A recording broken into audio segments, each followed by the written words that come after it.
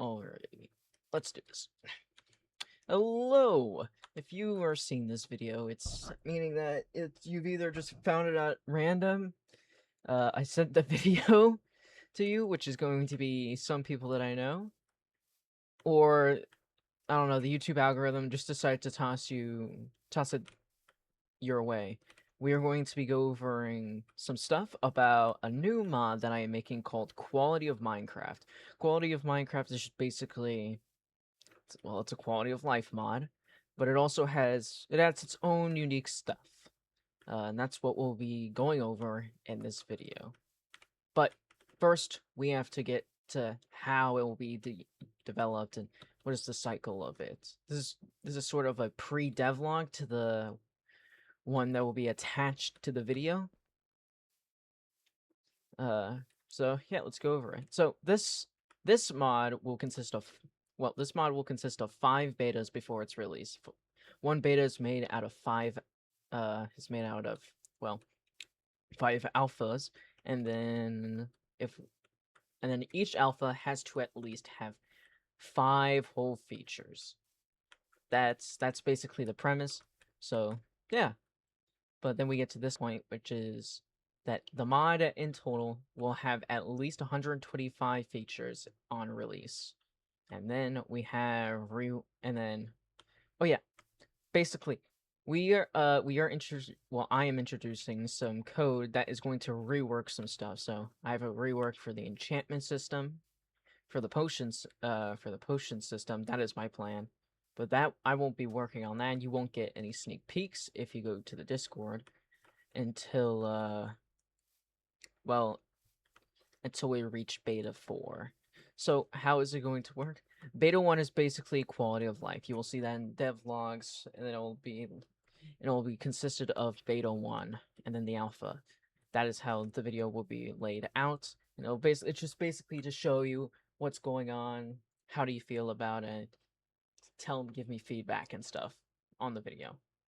And it will be on release, it will be fully configurable. So if there's a feature you don't like in the mod, you just turn it off.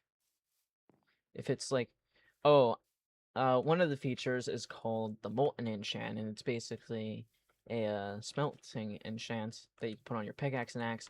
You'll be able to see it in the devlog 1 when it gets released alongside this video. And then yeah, that's basically what we have now. And then we get to AI usage disclosure. So I'm gonna be completely honest with you, mainly because, well, the use of AI is not only such a heated topic in gaming, it's just that if you try to hide behind that AI did not help you make this project, then, well, then it's not something you can do. To be clear with you, AI is not being used in art whatsoever. All sprites will be made by me or a friend, and they will always be in the GitHub that will be linked to the videos. Their name will always be featured, how the texture was made, and where you can find them. But yeah, the only thing that it's being used for is mainly code, because I'm just a guy who likes making a Minecraft mod. I just like it, but I can't get into it because, well, my brain doesn't really do that well when it comes to coding, and it's frustrating when getting into Forge modding because I've looked for some stuff and I just can't find how to make it that way, which is why I'm using a AI called Cloud. I mainly got the idea for my IT teacher, who gave me a suggestion saying that Cloud worked well with coding and stuff, and then another IT student I know who's in the program similar to me says that Cloud is a good choice. But just to be clear, it's just helping me with code, and it's not being used for art or anything like that. If I needed art, then I'll make it myself. And if I look at it and I'm not satisfied with it, then I'll send it to someone or commission someone to help me make it. Also, any music disc, not gonna be AI because AI is not really that good at music, as I've seen. So I'll get a composer or I'll commission someone. Yeah, that's what we get. Then we get to collaborators. Currently on the project, there is one collaborator. His name is Global Worm. He is mainly helping me come up with ideas to add into the, because I need to make that 125 feature threshold before I can go to release. That's the game. That's simple. But yeah. The development cycle. As I already talked about, 5 alphas equals 1 beta, and 5 betas equals 1 release. But how is it going to work after that? So, how it's going to work after that is, it might get changed soon, so do not quote me on it, is that basically when I start making a bunch of whole features, instead of just slowly adding them like one feature at a time, because that's annoying. People don't really want like small drops, they want like the big stuff. But if I decide to make some new features like quality of life, like stuff like that, then it will be coming in a form of a beta. Also with the development cycle, you will not be for now.